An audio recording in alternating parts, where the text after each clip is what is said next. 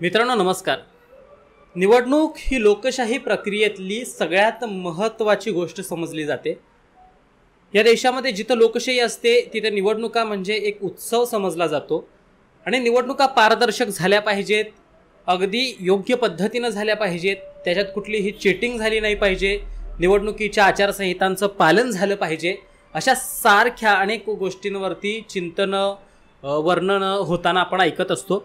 मात्र सध्या देशात एकच इलेक्शन गाजते, ती म्हणजे चंदीगडच्या महापौर पदासाठी झालेल्या इलेक्शनची। या इलेक्शनमध्ये झालेल्या घोटाळ्याची, या इलेक्शनमध्ये झालेल्या स्कॅमची, या इलेक्शनमध्ये कशा पद्धतीनं लोकशाहीला तोडवलं गेलं, दाबलं गेलं, याची संपूर्ण देशभरात चर्चा होती आणि याच संदर्भात आजच्या व्हिडिओमध्ये आपण बघणार आहोत, बोलणार आहोत। नमस्कार, मी अक्षय आणि तुम्ही सगळेजण पाहताय शब्दवेडे। सुरुवातीला सांगू इच्छितो की आपल्या चॅनलवरती आपण सगळेजण व्हिडिओ सातत्याने बघताय, मोठ्या प्रमाणात प्रेम देताय, व्हिडिओ अनेक जण बघितले जात आहेत, मात्र शेअर फार कमी प्रमाणात होत आहेत, सबस्क्राईब कमी प्रमाणात होत आहेत। त्यामुळे ज्यांना ही माहिती महत्त्वपूर्ण वाटते, देशातील लोकांपर्यंत पोहोचली पाहिजे असं वाटते, त्यांनी आवर्जून हे सगळे व्हिडिओ शेअर करा आणि ही माहिती सुद्धा लोकांपर्यंत पोहोचवत राहा। तर मित्रांनो, चंदीगड महापौर पदाची इलेक्शन झाली।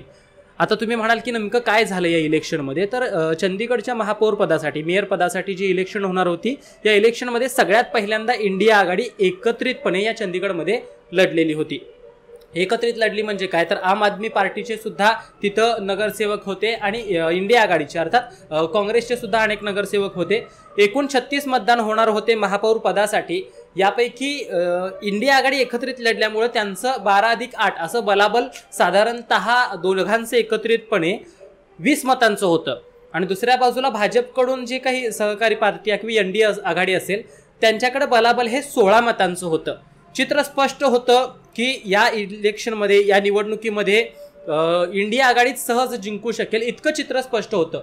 मात्र पहिल्या वेळेला ज्या दिवशी इलेक्शन होणार होती त्यावेळेला असं सांगण्यात आलं की निवडणूक अधिकारी जे आहेत तेच आजारी आहेत आणि त्यांना ॲडमिट हॉस्पिटलमध्ये आहेत असं दाखवलं गेलं आणि त्याच्यानंतर ती तारीख पुढे ढकलण्यात आली। अर्थात ही निवडणूक या इंडिया आघाडीला एकत्रित आल्यानंतर विजयी पदापर्यंत जर घेऊन गेली तर देशभरामध्ये त्याचा एक वेगळा संदेश जाणार होता, परंतु ती इलेक्शनच होत नव्हती। टाळाटाळ 1-2 वेळा करण्यात आली, त्या तारखा पुढे ढकलण्यात आल्या, मात्र तरी सुद्धा इलेक्शन टाळू शकत नाही हे लक्षात आल्यानंतर असं करण्यात आलं की निवडणूक अधिकारी जे होते ते भाजपचेच अर्थात भारतीय जनता पार्टीचेच एक जुने पदाधिकारी आहेत, एका पक्षाच्या एका घटकाचे ते अध्यक्ष आहेत आणि त्यांना त्या अध्यक्षपदाच्या निवडणुकीच्या चुनावासाठी त्या प्रक्रियेमध्ये निवडणूक अधिकारी म्हणून नेमण्यात आलं आणि नेमल्यानंतर ज्यावेळेला मतदान झालं, मतदान होत असताना ठरल्याप्रमाणे 36 मतं झाली। 36 लोकांनी मतदान केल्यानंतर जसं की पात्र अपात्र मतदान ठरवलं जातं। आता विचार करा, देशामध्ये आपल्या लाखो करोडो लोक मतदान करत असतात, करोडो लोक ज्यावेळेला मतदान करतात तर त्यावेळेला सुद्धा अनेकदा काही मतं अपात्र होतात, काही मतं पात्र ठरली जातात। मात्र त्यावेळेला आपण समजू शकतो की मोठ्या प्रमाणात मतं अपात्र झाली, कारण लोकांना काही कळत नसतं। पण विचार करा की या निवडणुकीमध्ये असं झालंय की तब्बल म्हणजे फक्त 36च लोक मतदान करणार होते। 36च्या 36 सगळे नगरसेवक होते ज्यांना मतदान कसं करायचं याचा अभ्यास होता, जे सगळे जागृत होते, जे लोकांना सांगतात की असं मतदान करा, तसं मतदान करा। ही माणसं स्वतः मतदान करत होती। मग ही चुकीचं मतदान करतील का? तुम्हाला काय वाटतं, चुकीचं मतदान ते करतील का? मात्र या निवडणुकीमध्ये असं झालं की या 36 मतांपैकी 8 मतं बाद ठरवण्यात आली। 36 पैकी 8 मतं बाद ठरवण्यात आली आणि ही जी बाद झालेली मतं आहेत ही 8च्या 8 इंडिया आघाडीची मतं बाद करण्यात आली आणि जो निकाल लागला, या निकालामध्ये भाजपचा पुरस्कृत जो उमेदवार होता त्याला 16 मतं आणि 20 मतं जी इंडिया आघाडीला पडणार होती त्यांची 8 मतं बाद झाल्यामुळे फक्त 12 मतं आणि या निवडणुकीमध्ये भाजपचा उमेदवार 3 मतांच्या लीडनं, 4 मतांच्या लीडनं निवडून आलाय। काही व्हिडिओ व्हायरल केले जात आहेत। आम आदमी पक्षाचे नेते प्रमुख असणारे केजरीवाल यांनी एक्सवरती ट्विट करत त्यांनी हेही सांगितलेलं आहे की कशा पद्धतीने हे चुकीचं झालं, फ्रॉड झालंय आणि हे लोकशाहीला घातक आहे। म्हणजे जर एका मेयरच्या निवडणुकीमध्ये, एका महापौरच्या निवडणुकीमध्ये आज जर असं होत असेल तर येणाऱ्या काळामध्ये देशातली सगळ्यात मोठी लोकसभेची निवडणूक आहे, मग याच्यामध्ये नेमकं काय होणार आहे? आणि हे सगळंच भयानक आहे। चिंतेचं वातावरण सगळीकडे पसरताना दिसतंय।